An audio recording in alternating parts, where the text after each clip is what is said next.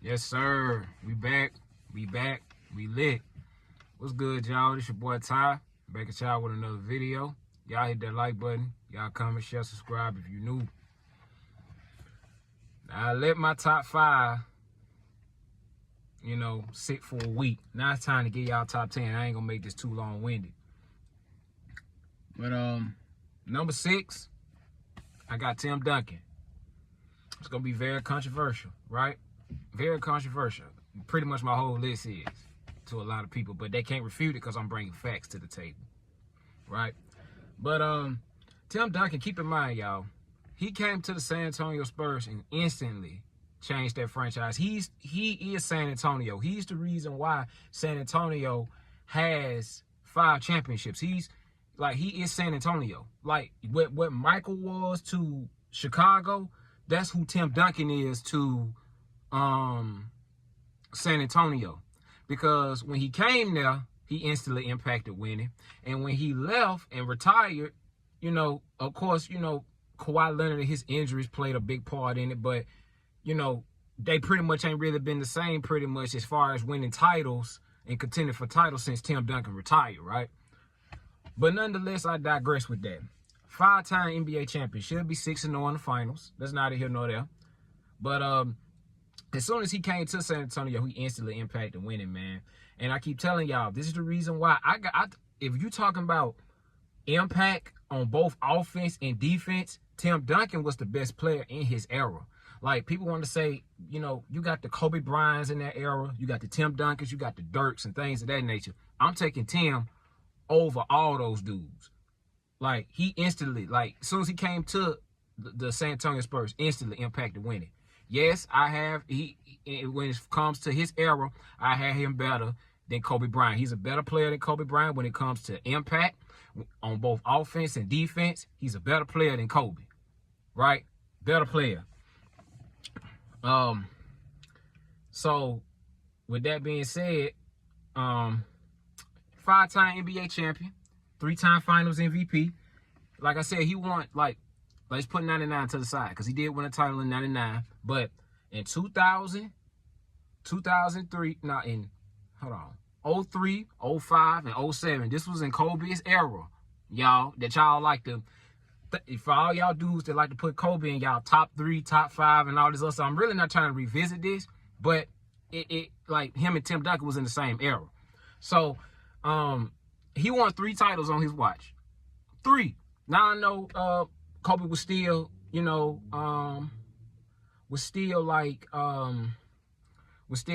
03, it was still the Shaq and Kobe Lakers around that time. But still, he won a title in his era. And he won in 05 and 07. He still won 2 titles in his era. Kobe only won 1. And that was in 09. 2-time finals, 3-time finals MVP. Even though he didn't win all 5 of his finals MVPs, his impact on both ends of the floor was felt. Both offense and defense in all 5 of those championships that he won. It was felt on both ends of the floor. He was easily the best player. He was easily the most impactful player on both ends of the floor. As great as Tony and Ginobili was, Tim Duncan was the man on San Antonio. Right? So, 3-time Finals MVP, 5-time NBA champion. What else? Let me see what else I got here. He's a 2-time league MVP. Kobe Bryant only has 1. That's why I tell y'all Kobe didn't become a great player until 08, because that was the only time he won his one lone MVP was 08. People want to talk about it was Colorado and all this other stuff. He wasn't good enough. I told you I debunked this. I debunked all of this stuff in my Kobe videos. He wasn't good enough. His y'all talk about the 30 a game me average and all this other stuff. His field goal percentages tell a whole different story, right? I digress with that, right? So Tim Duncan, 5-time NBA champion, 3-time Finals MVP, 2-time league MVP, 1998 NBA Rookie of the Year, 15-time All-Star, All NBA 10 times, All Defensive 15 times, and he averaged in career-wise, he's 19 and 10.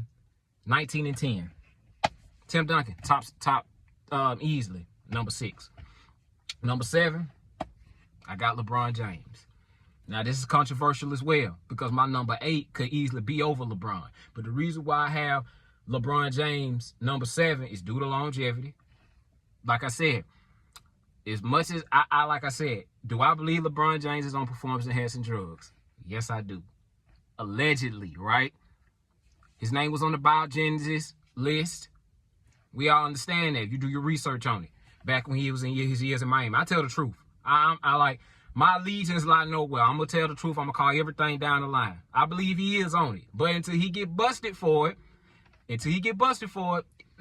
he's top 10 all time. He's no lower than top 10 on my list, right? But I had him top 5, around top 6, but these latter Laker years killed it. After he won the title in 2020, I put him at 5. These latter years, 6, 7, I got him to 7. He's between 7 and 8. I got him number 7 right now, right?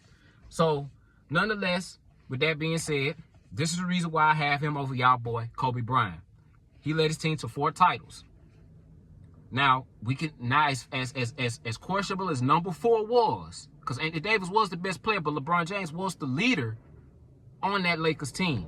And they don't win that title if LeBron ain't on the team. You got to be real with that. Anthony Davis was great. He was great. He was the best player. Instantly went on that team and impacted winning, right? Anthony Davis was a league MVP candidate that season as well in 2020. He was the best player all around, right? But LeBron James' leadership was part of the reason why that they won the title in 2020. I don't care about y'all want to dismiss the bubble and all this other stuff. You play who's in front of you. A lot of y'all teams just lost. And I guarantee y'all, if some of y'all teams won, y'all wouldn't be having this smoke wouldn't be trying to, dismiss LeBron James' bubble championship, quote unquote bubble ring, right? But I mean, he beat my team. Keep in mind, Miami, my team. He beat my team, right? You play who's in front of you. They won, right? So you give him credit for that. He got it done.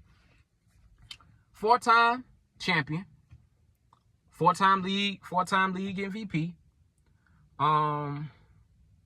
all-time lead scorer. Took him 22 seasons. I understand that, but I got him. You got to put him top 10 due to his longevity and what he brought to the NBA. Career 27-7, career 27 points per game, 7 rebounds, 7 assists. LeBron James is great, right? Until he get busted. LeBron Armstrong, right? Until he get busted. He's still top 10. He top 10. I got to put him top 10. And this is one of the main reasons why I got him. Like I said above, he led his team to 4 titles. Kobe led his team to 2. LeBron James, when he was in Cleveland, let's talk about his early years in Cleveland. He won 2 league MVPs back to back. Right? Let's put the 2 he won in Miami to the side. Let's talk about his first years in Cleveland. He won 2 back to back. He had an all-star player in Zeustass Ilgauskas, if I'm not mistaken. He was the only all-star on the play. And I think Antoine James was an all-star, if I'm not mistaken. One of y'all can correct me in the comment section. But he had some good players on his team. I'm not gonna belittle his team. But I keep telling y'all, Kobe needs 2 things to be successful. I already told y'all. Phil Jackson, low post scorer. LeBron don't need those things to be successful. Mike Brown, he's a good coach, but he's not a great head coach. So LeBron James don't need a certain type of head coach to win and be successful. Kobe does. He needs everything. He needs those 2 things to be perfect for him to even contend for titles, y'all. Let's keep that in mind. LeBron James instantly comes on your team. From his peak years from Cleveland, Miami years, he instantly come on your team and he could instantly make your team a 50-60 win team. Instantly. That's how impactful he was on both ends of the floor, whether people want to talk about it or not. And a lot of people don't talk about this as well. He didn't win it, but he should have won Defensive Player of the Year in 2013. He should have won League MVP and Defensive Player of the Year in 2013. He got robbed. And I felt like that's when that happened. That's when you start to see LeBron James not really care too much about defense no more, right? And, of course, Miami's staple is defense. But you got to play defense in Miami. But I digress. He took his team to 3 championships. His team won 4 titles. That's the best. He was the leader in all 4 of his championships, right? So he just impacts winning. As soon as he comes on the team, it's instantly winning with LeBron in his peak years, his prime years as a Cavalier and as a Miami Heat. Got him top 10. Longevity. Got to give it to him. Number 8, I got Shaq. You can argue Shaq over LeBron James. You can, right? Shaq left a lot on the table due to him not being able to lay off the Popeyes chicken and McDonald's. I understand that. Keep this in mind, though. He was successful in Orlando. He got his ass kicked in the NBA Finals with Hakeem the Dream, right? He got his ass kicked, right? I don't take none away from that. He lost, but he was still successful in Orlando. He still got them to the finals. Everywhere Shaq went, winning followed. His impact was felt on every team he went to in his prime. His prime was cut short due to his injuries. Due to his injuries and his inability to be disciplined, to watch what he eats and things of that nature. People like to talk about this. He was, like I said, nonetheless, like I said, as great as Kobe was doing the 3-peat Lakers. Shaquille O'Neal was the best player in all 3 of those titles. He got the finals MVPs on his resume, hanging up on his wall to solidify that. As great as Kobe was, he wasn't getting double teamed. Shaq was the man. Shaq was getting double teamed. Kobe don't win those. Shaq don't win those titles without Kobe. Kobe was great, but Shaq was the man, right? Won the title 3 times in LA, 3-peat Lakers, right? Shaq is a 4-time NBA champion. He went to Miami and won the title in Miami as well. 05, you could say that he was snubbed with the Steve Nash and MVP award. You can make that argument he was snubbed. Clearly, Shaq felt like he was snubbed, and you can make an argument that Shaq was snubbed. He was great in 05. 06, he was still good, but keep in mind, I keep telling y'all, that's the reason why I tell y'all Dwayne Wade is more closer to Kobe than Kobe is to Jordan, because if Dwayne Wade don't get injured in the conference finals, the Heat go to the finals and play San Antonio, and they have an opportunity to win that series. You know, they had an opportunity to match up with San Antonio, and it would have been San Antonio and Miami in the 05 finals. And Miami would have had a great chance, but that Shaq playing the way that he was playing that season, and Dwayne Wade playing and dominating the Detroit Pistons before he got injured in that series, they could have won the championship in 05, right? So Dwayne Wade could easily be a 4-time NBA champion himself, right? So 06, we all know what happened in 06. Dwayne Wade was the man. Shaq was still good, but after 06, that's when Shaq's body started to break down. He wasn't the same Shaq. He started to break down around those times. So he left a lot on the table, clearly.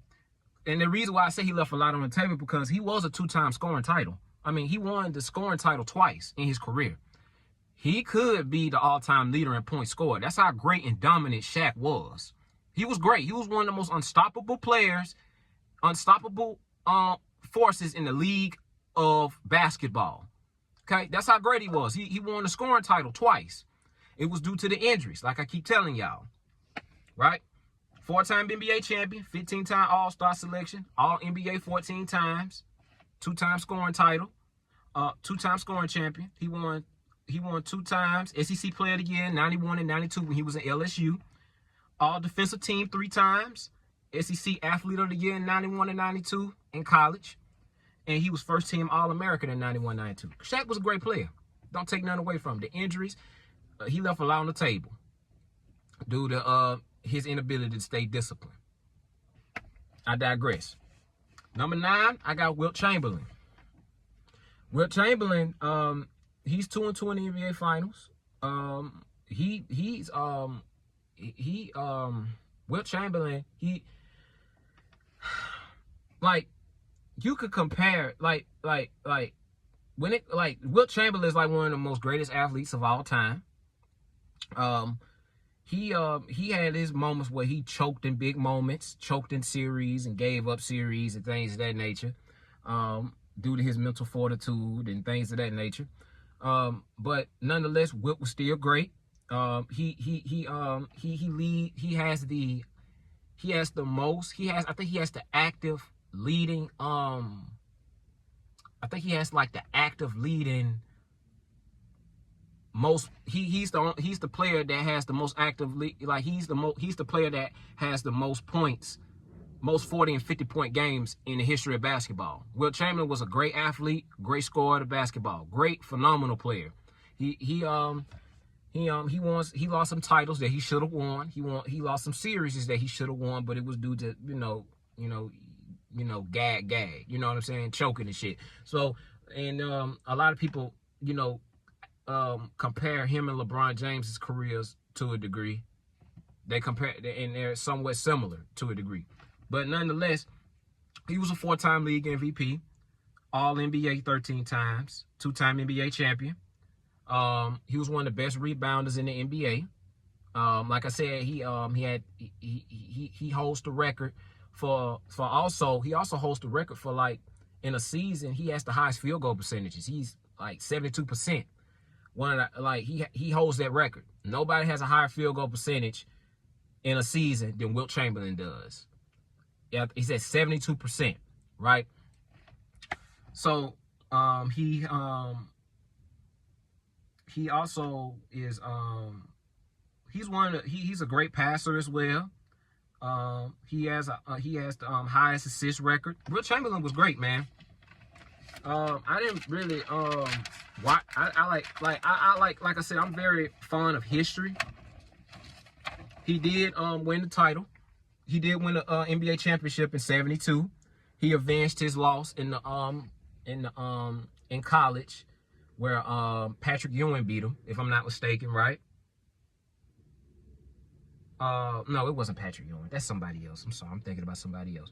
'72, he won a title against the New York Knicks, and that was the season that he won 33 straight games. Like, he had a 33-game winning streak in that season, and he also capped it off with an NBA championship against the New York Knicks in 1972. So Wilt Chamberlain was great. One of the greatest athletes of all time. He left a lot on the table as well when it comes to Wilt Chamberlain did. But that's all I got for pretty much Wilt. I didn't really do too much research on Wilt too much, but I just went off a little bit about what I know about Wilt. I don't know too much about him. But that's all I got for pretty much Wilt Chamberlain. Number 10. This was controversial as well. A lot of y'all Kobe fans and whatever the case may be, right? Number 10, I got Hakeem the Dream. Right? This is a guy that a lot of people in the NBA, pretty much go to develop some post moves, develop post game, develop their post game, and develop they moves in the paint and in the post, right? So people like to overrate Hakeem because underrate him because of what he did when Michael Jordan retired. Like, Michael Jordan retired. It is what it is. He won 2 titles. Yeah, he won 2 titles when Michael Jordan retired, but still, he was still great and he was still dominant. 94, he won it in 94 and 95. 95, he won it as the 6th seed, as I tell y'all. When they upset it to Shaq, and when they upset it Shaquille O'Neal in the Penny Hardaway Orlando Magic in 95, if I'm not mistaken. He was the lowest seed. They was a 6th seed when they won the title in 95. The lowest seed to ever, win the NBA championship, the Houston Rockets. Hakeem the Dream was great. He gave Shaq that work, right? That's one of the main reasons why I have Hakeem in my top 10, because of how great he was offensively and defensively. Hakeem was very impactful in his time in his stints in Houston, right? And he played with what's his name? Robert Sampson, if I'm not mistaken. Y'all correct me in the comment section. When he retired, when he got drafted, when Sampson got traded, that's when Hakeem pretty much took off and became Hakeem the Dream. When he pretty much became Hakeem the Dream. But he's a 2-time NBA champion. He has a league MVP under his belt. He's a 2-time Finals MVP. He won the Defensive Player of the Year award in 93 and 94, by the way. And he was the first player to also win Defensive Player of the Year award, NBA MVP, and Finals MVP. Hakeem was great for his time period. Like, a lot of people like to underrate him, saying he did all this with Michael Jordan and all this other stuff was out the league. I understand that. But Michael Jordan would have had his problems with Hakeem the Dream as well. In those Bulls teams, they would have had they battles and they foughts with that. And if I'm not mistaken, I think Hakeem them gave them problems. If I'm not mistaken, around those time periods when Jordan was actively playing, so they was so the Rockets were a problem. Don't get it twisted. Hakeem and those guys were someone to deal with. They weren't no slouches. Now they had now they underachieved in '95, but they ended up winning the title, right? So 12-time NBA All-Star, All-NBA team 6 times. That was his name, Ralph Sampson. That's what he did. He took when he got traded. That's when he got traded. That's when Hakeem took off, right? So, like I said, and keep in mind, he was like I said, not only was in the season where he won the NBA championship, if I'm not mistaken, in '93. He was the first non-American to do what I told y'all he did. Win Finals MVP, win Defensive Player of the Year, and win League MVP. Hakeem was great, man. Can't take none away from it. And, of course, he dominated Shaq, destroyed Shaq in the finals. And that's one thing about Shaq that people talk about. They say he didn't become great until all the competition retired. Any one of these dudes could play in any era. Everybody got their... That's the reason why I say it's only pretty much 3 guys that can even be in the same room with a Michael Jordan, and that's Kareem, that's Bill Russell, and that's Magic Johnson. None of these dudes belong in the same room. Like, all these dudes outside of my top 5, and it's some in my top 5 had their flaws as well, but they dominated and did so many great things and revolutionized the game in so many ways that you got to put them, you can't, they got to be in some type of GOAT debate or GOAT conversation, right? So, but like I said, Hakeem was great, man. He was the one. He's the all-time, he was the one that avenged his national championship. I got him confused with Wilt Chamberlain, y'all. He was the one that beat Patrick Ewing. He beat Patrick Ewing in '93 when Patrick Ewing was a Knick. Yep. New York Knicks. He avenged that season after he lost to him in the national championship. Winning solves all, right? So Hakeem was great, man. And he's the all-time leader in blocks at 3,830. And he's also like one of 4 players to average a quadruple double. Hakeem was great, man. He was great. He was unbelievable. A lot of people like to underrate him and talk about what he did. He did all this with Michael Jordan and things of that nature was out the league. But all these dudes was great. And Hakeem was a force to be reckoned with on both ends of the floor. Great player. Right? But that's all I got for my 6 through 10. Right? 11 through 15 coming real soon. Y'all stay tuned. Part 3, 11 through 15 coming soon. Y'all hit that like button. Y'all comment, share, subscribe if you're new. And I'm out, y'all. To the next video. Peace.